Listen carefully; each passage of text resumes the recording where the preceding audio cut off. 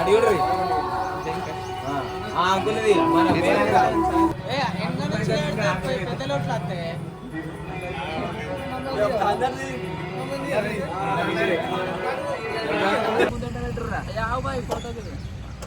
Video ఇస్తాం.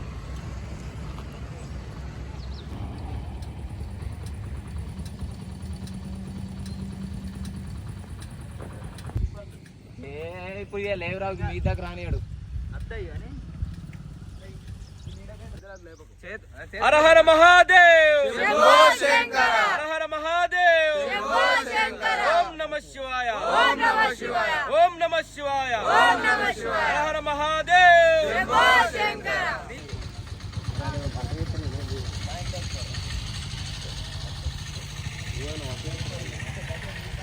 ఇప్పుడు మేము అందరం కలిసి యూత్ సభ్యులందరం కలిసి కొండపైకి పోతున్నాం. ఆ కొండపైన దేవుని దర్శించుకొని మళ్ళీ కిందికి వచ్చేసి కింద మునేశ్వరులు ఉంటారు. మునేశ్వరులు అక్కడ ఒక గుండం ఉంటుంది. ఆ గుండం ఏంటంటే ఇప్పుడు గొర్రెలు మేకలు కాసేటోళ్ళు కానీ ఎవరైనా కానీ ఇక్కడికి వచ్చి ఒకప్పుడు ఇదంతా అడవే. అక్కడ చిన్న గుండంలో ఎప్పుడు చిన్న గుండం నుంచి వాటర్ ఎప్పుడు వస్తూనే ఉంటాయి. అప్పుడు మునులు తవ్వించిన గుండం అది. ఇప్పటికీ ఆనాటి కాలం నుంచి ఈనాటి కాలం వరకు అందరు ఇక్కడికి వచ్చి వాటర్ తాగుతారు. ఆ గుండాన్ని కూడా త్వరలో మీకు చూపిస్తాం.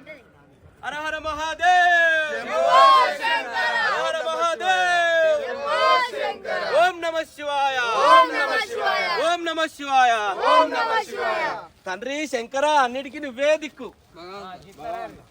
గట్రా గిట్రా ఇటు గిటు గిటారా గిటే గిటే ఇటు బాయ్ ఇంకా ఇటా అంటా ఇటే ఇటే ఇటు వాళ్ళు ఏంది ఇటు బాయ్ ఇటు బాయ్ స్ట్రైటే స్ట్రైట్ బాయ్ సేనమ్మ తువ్వ మారుతుంది.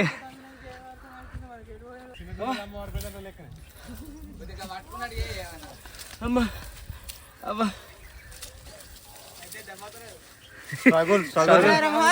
శంభో శంకర.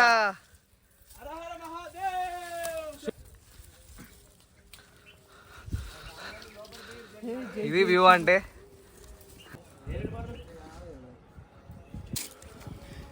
కింద పెట్టకు.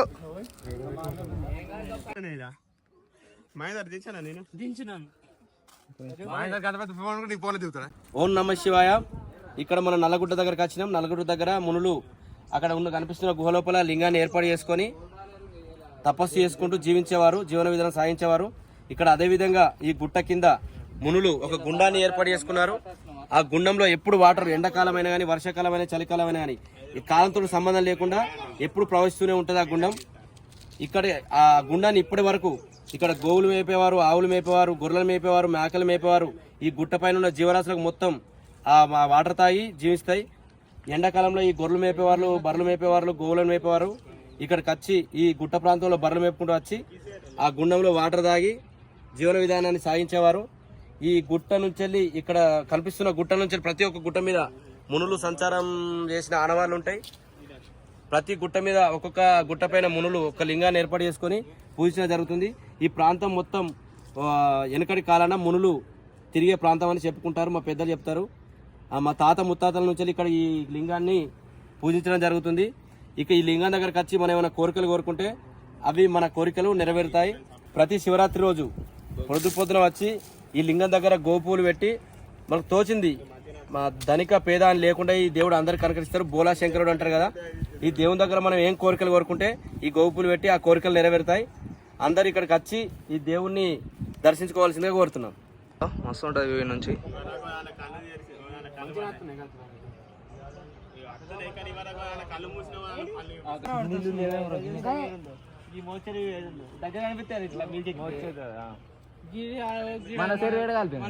పూజించడం జరుగుతుంది. ఇది గణపతి. ఇక్కడ ఈ గణపతి ఆకారం ఉంటది, మీకు చూడొచ్చు. ఇక్కడ ఈ ఆకారం ఉంటుంది, దానిపైన పెయింట్ వేసి అప్పుడు ఇంకా గణపతి ఆకారమే ఉంటుండే. ఇక్కడ గణపతి దేవుడు ఉంటాడు. లోపల ఇదే గుహ. ఈ గుహ లోపల లింగాన్ని ఏర్పాటు చేసుకొని పూజించడం జరుగుతుంది. మనం లోపలికి వెళ్దాం పదండి, లింగాన్ని చూపిస్తా. గుహ లోపలనే దేవుడు స్వయంగా వెలిసిండు. స్వయంగా వెలిసిన తర్వాత మునులు చూసి ఇక్కడ పూజించడం జరిగింది. లోపల చూపిస్తారండి మీరు. ఈ గుహ లోపల నుంచి లోపలికి వెళ్ళాలి. లోపల ఈ గుహ నుంచి వెళ్ళిన తర్వాత మళ్ళీ లోపల సొరంగ మార్గం ఉంటుంది, ఇంకా లోపలికి దిగాలి. అక్కడ మనం నిచ్చెన ఏర్పాటు చేసుకోవడం జరిగింది. ఆ నిచ్చెన నుంచి లోపల దిగితే అక్కడ లోపల శివయ్య ఉంటాడు. రండి చూపిస్తా శివయ్యని. పోతలేదు కదా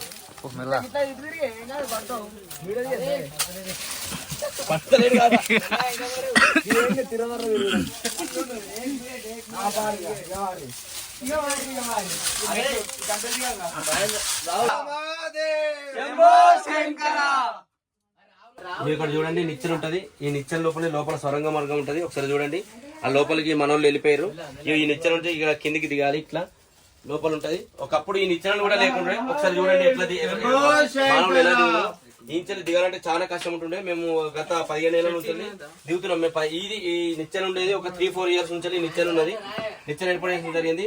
ఒకప్పుడు ఒక మనిషి సాయంతో ఇంకో మనిషి లోపలికి దిగేవాడు. ఈ దిగులు చాలా కష్టతరంగా ఉండేది. ఇప్పుడు ఈ నిచ్చెన చేయడం వల్ల సులువుగా లోపలికి దిగగలుగుతున్నాం.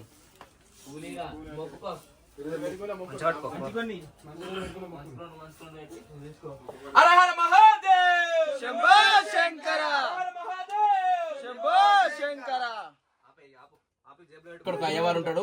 అయ్యవారు కూడా చూపిస్తారండి. ప్రతి శివరాత్రికి ఇక్కడ ఒక అయ్యవారు ప్రొద్దున 8 గంటలు ఉంటాయి, సాయంత్రం 4 గంటల వరకు అయ్యవారు అవైలబుల్ ఉంటారు. అదే విధంగా ఇక్కడ ఉన్న మెయిన్ అయ్యవారు కుంభమేళ వెళ్ళిపోయినట. ఇప్పుడు వాళ్ళ శిష్యుడు అయ్యవారు ఉన్నాడు. ఈ అయ్యవారు ఈ సంవత్సరం కుంభమేళకు వెళ్ళిపోవడం వల్ల వాళ్ళ శిష్యులు ఇద్దరు ఇక్కడ ఉంచి వెళ్ళిపోవడం జరిగింది. వాళ్ళ శిష్యుడు ఇక్కడ ఒక శిష్యుడు ఉన్నాడు, అక్కడ ఒక శిష్యుడు ఉన్నాడు. వీళ్ళు ఈ అయ్యవార్లు ప్రొద్దున 8 గంటలు ఉండాలి, సాయంత్రం 4 గంటల వరకు ఇక్కడనే ఉంటారు. వీళ్ళు ఇక్కడ శివనామ స్మరణ చేసుకుంటూ ఈ గుహ లోపలనే సాయంత్రం 4 గంటల వరకు ఏం ముట్టకుండా మొత్తం వాళ్ళు ఏ నియమ నిష్టతోటి ఇక్కడనే ఉండడం జరుగుతుంది.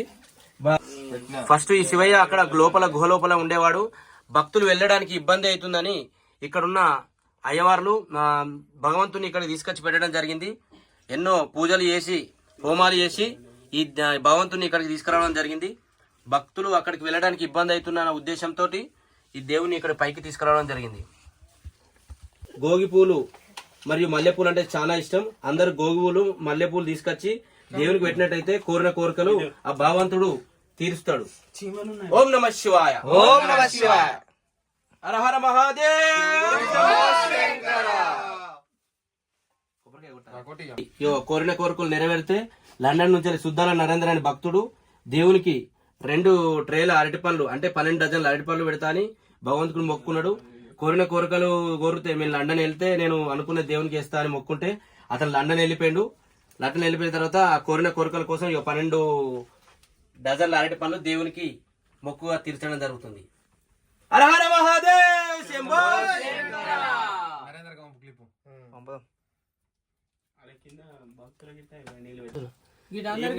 అన్నగారు రాండి. పంతులు ఐఫోన్ అన్న పంతులు ఇటు రారి పెడదాం. ఐఫోన్ పెడదామా పంతులు పెడదాం.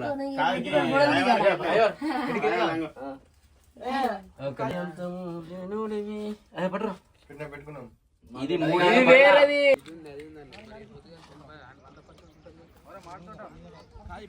అందరికి శనార్థి. ఓం నమ శివాయ. అలనాడు మునులు ఇక్కడ ఈ గుండం తవ్వి ఇక్కడ ఈ గుండం లోపల వాటర్ని తాగేవారు.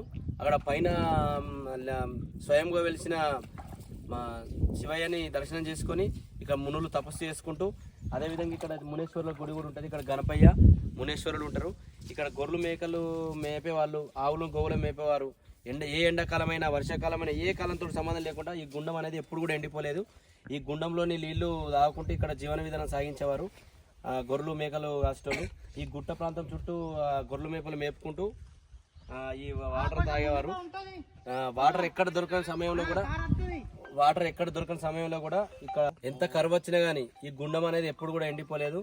శివజ్ఞ లేనిదే చిన్న చీమైన గుట్ట అంటారు కదా, దీని బెస్ట్ ఉదాహరణ ఇదే. ఎందుకంటే ఎంత కరువుకి వచ్చినా ఇది ఎంత పైన ఉంటుంది అంటే గుట్ట పైన ఉంటుంది ఈ గుండం. గుట్ట కింద అటువంటిది నీళ్ళు లేకపోతే ఈ గుట్ట పైన కూడా నీళ్లు ఉండేటి.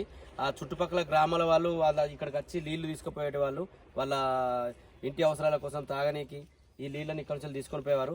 అదేవిధంగా ఈ నీళ్లు ఈ గుట్ట నుంచి వచ్చే వేర్ల నుంచి పారుకుంటూ వచ్చి ఈ గుండంలో ఆగుతాయి.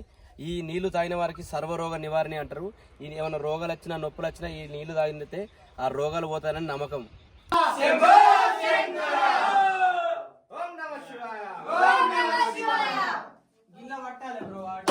చెట్టు పట్టద్దు.